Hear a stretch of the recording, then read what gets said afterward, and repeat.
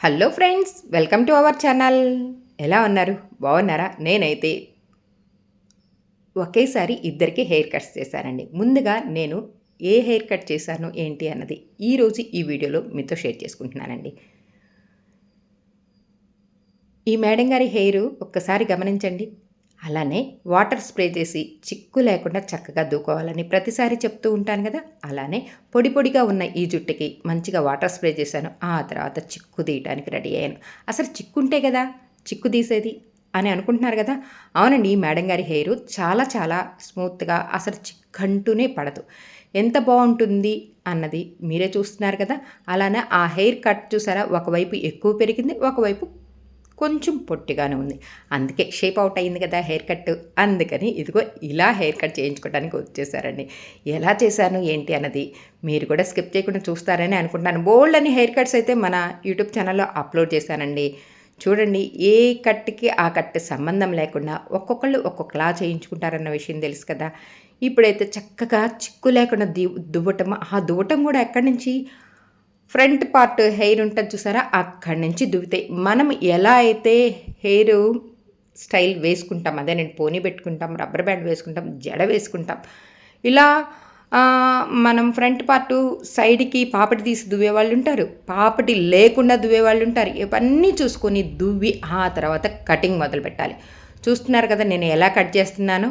అంటే deep you కాదండి, smiley symbol అంటాం, ఐడియా ఉంది కదా. స్మైలీ సింబల్తో ఆ హెయిర్ కట్ ఎలా ఉంటుందో, స్మైలీ హెయిర్ కట్. ఇప్పుడు కరెక్ట్గా చెప్పాను. డీప్ యూ కాకుండా స్మైలీ హెయిర్ కట్ అండి. స్మైలీ హెయిర్ కట్ ఎంత బాగా చేశాను ఏంటి అన్నది మీరే చూడండి.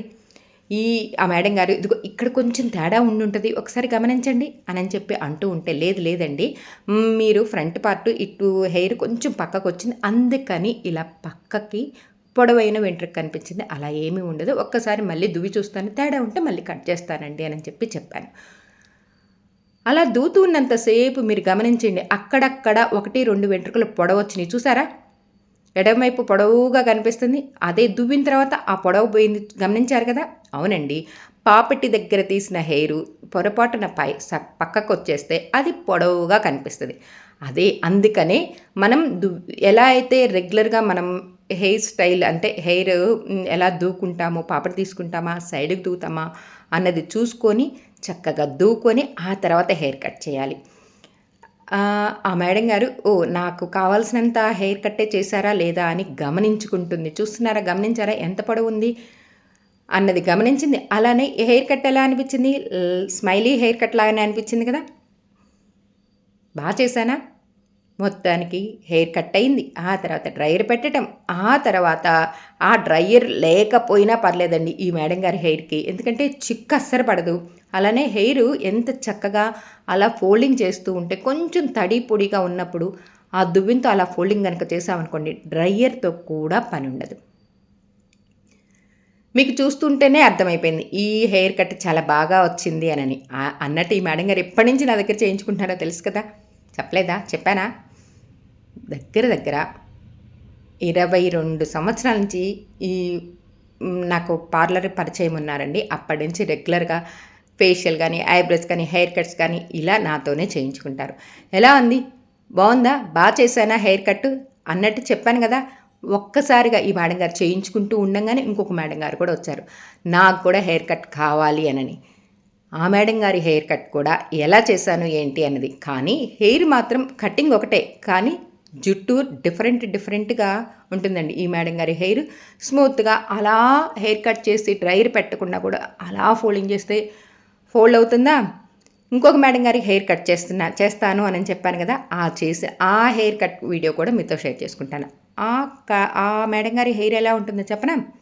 సువ్వ జుట్టు అండి, కొంచెం బిర్రుగా ఉంటుంది, అలా ఫోల్డింగ్ చేస్తున్నా కొంచెం టైం తీసుకొని జస్ట్ ఫోల్డ్ అవుతుంది అంతే.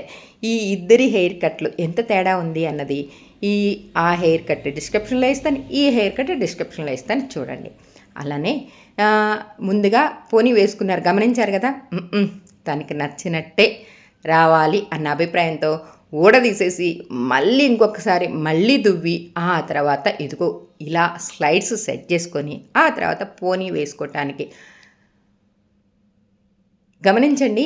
రబ్బర్ బ్యాండ్ పెట్టినా ఎలా ఉంది అన్నది చూసారు. అలానే క్లిప్ పెట్టుకుంటున్నా కూడా సేమ్ మంచి లుక్ వస్తుందండి. ఇకంటే రబ్బర్ బ్యాండ్‌కి ఒక లుక్ ఉంటుంది. అదే క్లిప్ పెట్టుకుంటే ఇంకొక లుక్ అనిపిస్తది. ఎలా ఉంది ఫైనల్‌గా నేను చేసిన ఈ హెయిర్ కట్ మీకు నచ్చింది కదా!